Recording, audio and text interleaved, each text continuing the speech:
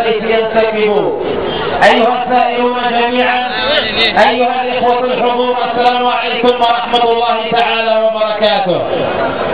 باسم ثواب البيضاء نرحب بالأخ الوالد محسن عبد رب الفروي والد الشهيد يوسف محسن، والأستاذ علي الخضر الشرفي والد الشهيد عبد العزيز، والإخوة أسر شهداء الثورة الشبابية السلمية، الإخوة المشايخ والوجهاء وممثلي الأحزاب والتنظيمات السياسية ومنظمات المجتمع المدني، الإخوة الثوار جميعا، مرحبا بكم أجمل ترحيب.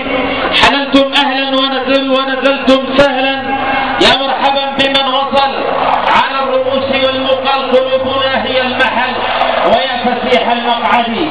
أولى ثمرات هذا المهرجان الكبير الذي يقيمه الثوار تحت عنوان الوفاء للشهداء في ساحة الحرية، ساحة الكرامة، ساحة التغيير، ساحة أبناء الثوار